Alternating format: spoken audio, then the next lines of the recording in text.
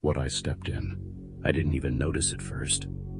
I was walking home late, the streets slick from a recent drizzle, the dim orange glow of the streetlights stretching my shadow long across the pavement. It was the kind of night where everything felt just slightly off.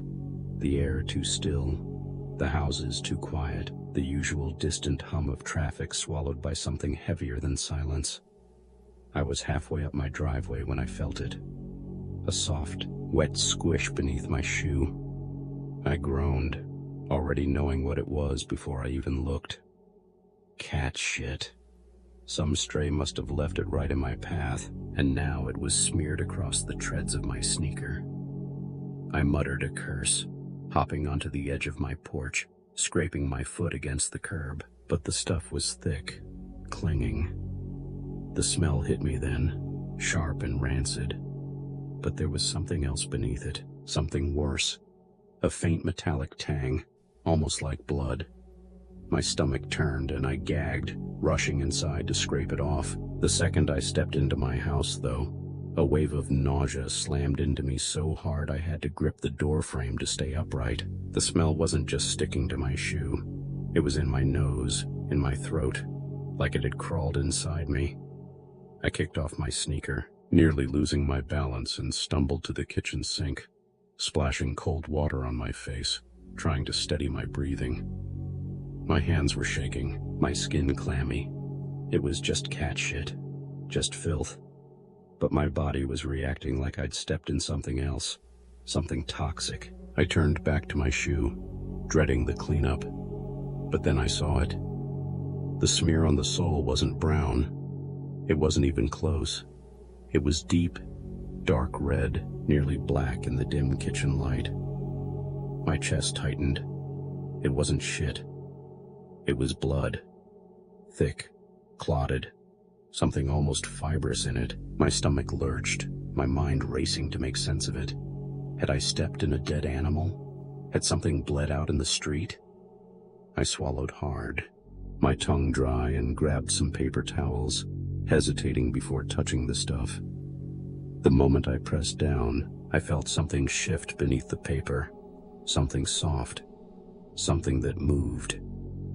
I dropped the towel like it had burned me, my breath coming in short, shallow bursts. No, I imagined that. I had to have imagined that.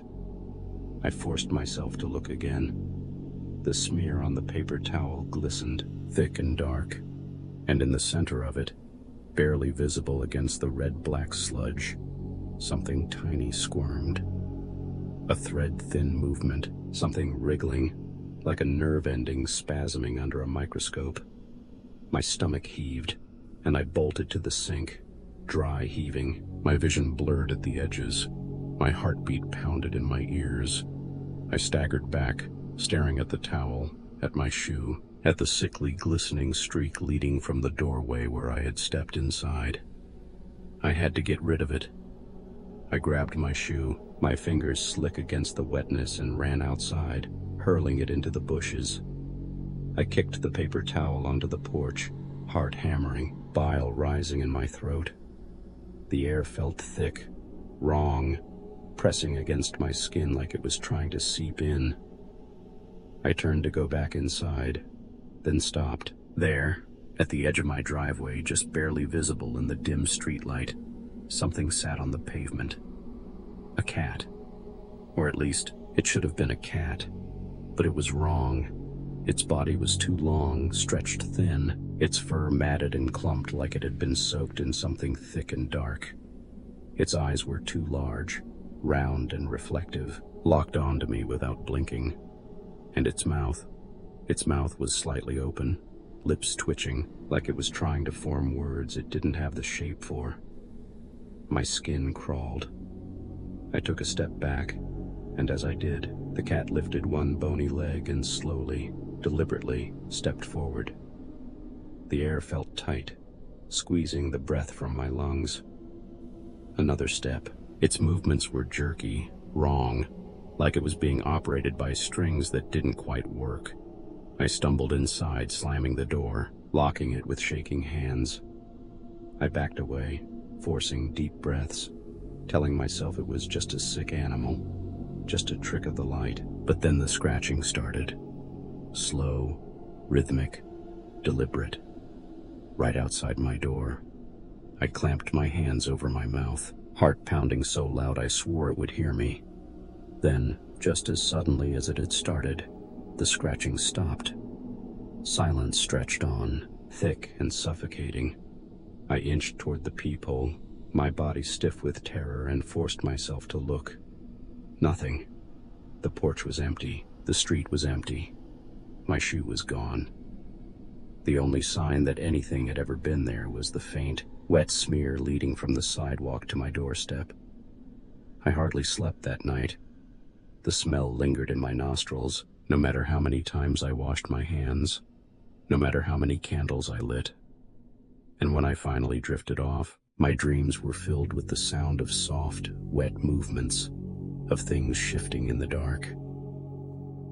In the morning, I told myself it was just my imagination, just exhaustion, just a sick animal and a horrible coincidence. But when I stepped outside, I saw them, lined up along the street, along the fences, perched on rooftops. Dozens of them. Cats. Thin, silent, watching. Their heads tilted in perfect unison, their two large eyes reflecting the morning light. And at the very front, sitting where my shoe had been, was the first one. The long one, the wrong one. Its mouth was still slightly open. And this time, I swear to God, I heard it whisper my name. The man in the park. It started as a whisper, a rumor passed between strangers, a curiosity shared over morning coffee and late-night drinks. In the heart of the city, nestled between towering buildings and forgotten alleyways, there was a small, unremarkable park, a place of dead grass and rusting benches where pigeons gathered in eerie silence, where the trees bent as if whispering to one another. And in that park, every day without fail, sat an old man. No one knew his name. No one knew where he came from.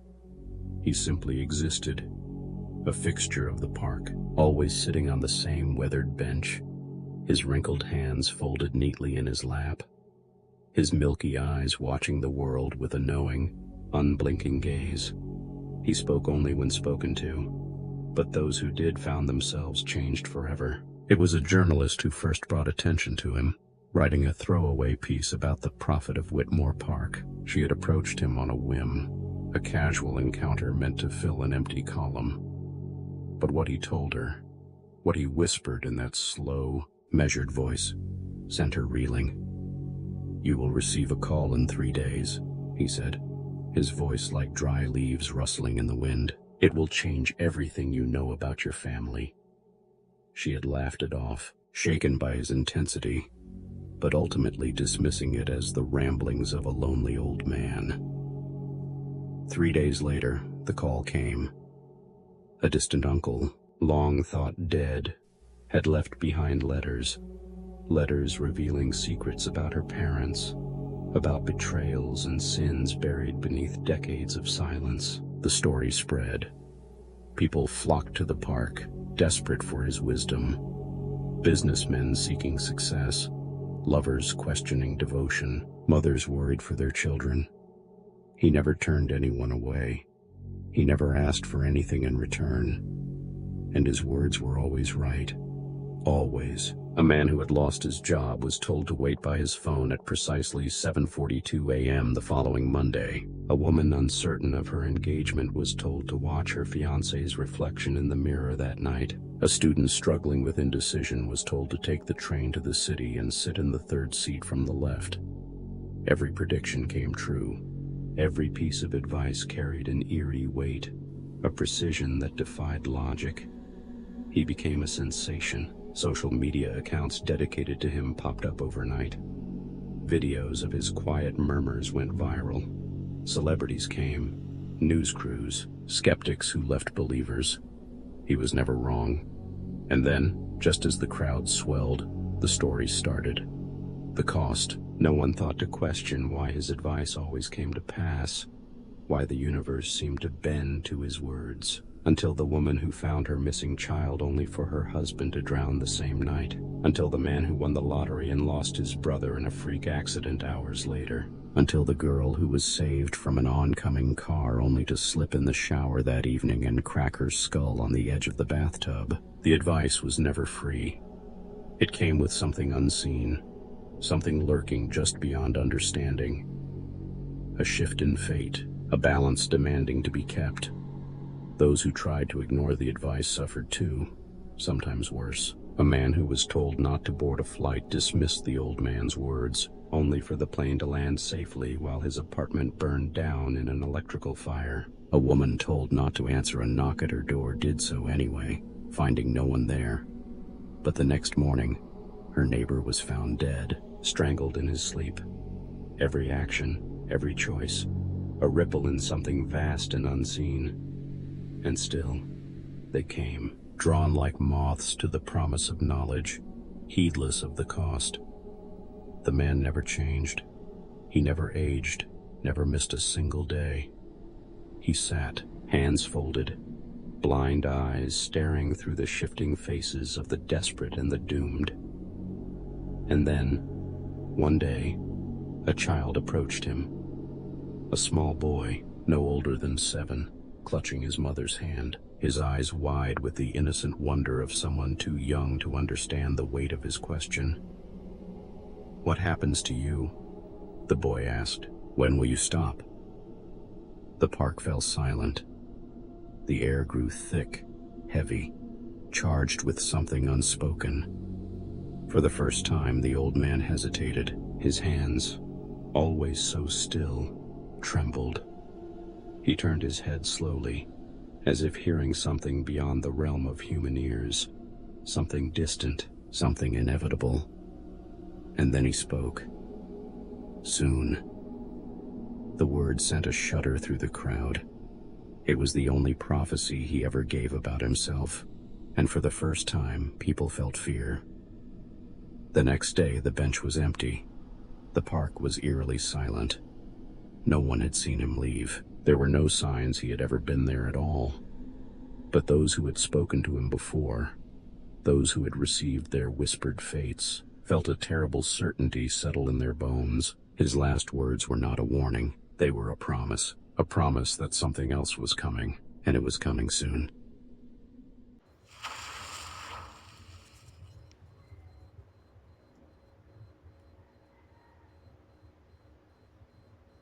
The Peeping Tom.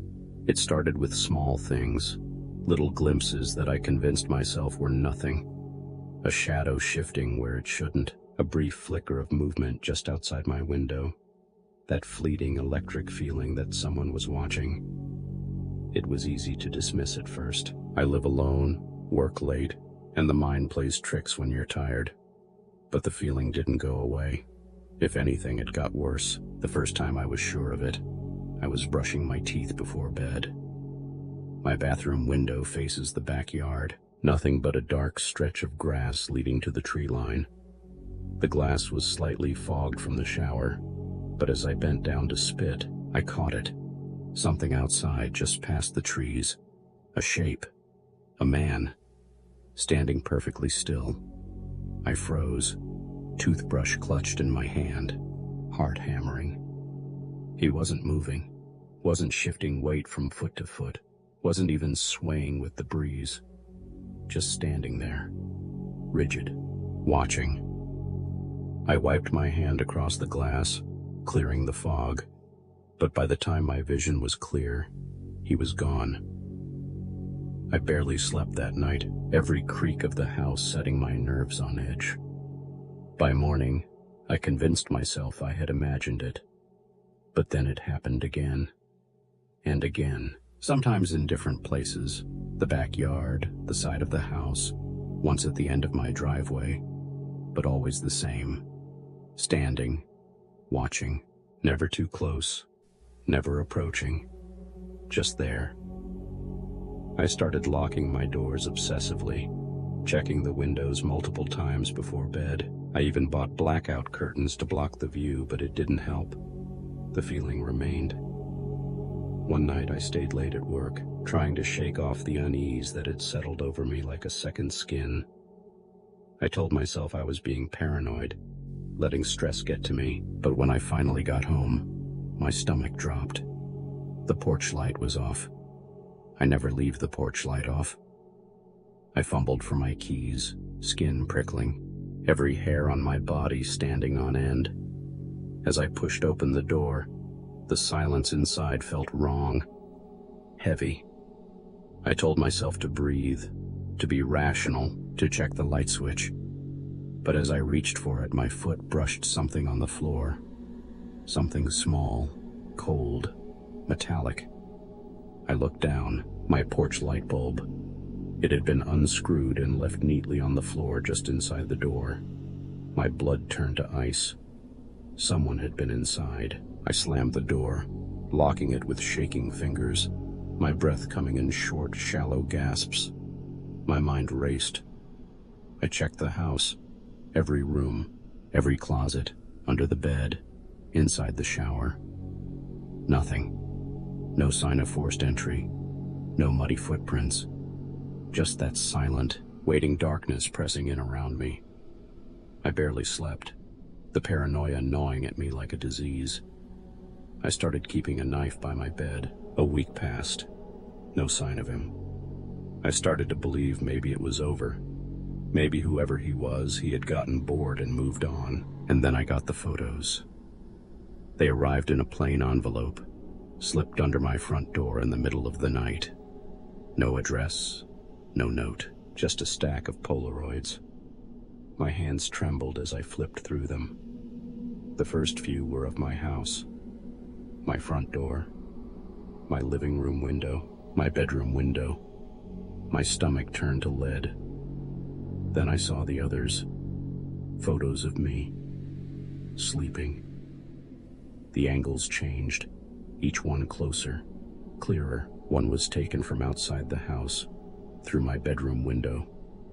The next, from just inside the doorway. The last one, my breath hitched in my throat. The last one was inches from my face. My own sleeping expression caught in grainy, shadowed detail. He had been inside. He had been in my room, inches from me, watching me sleep. My vision blurred, my body frozen with pure animal terror. I called the police, my voice barely working, my hands clammy as I tried to explain what had happened. They came, took a report, looked around, but there was nothing to find.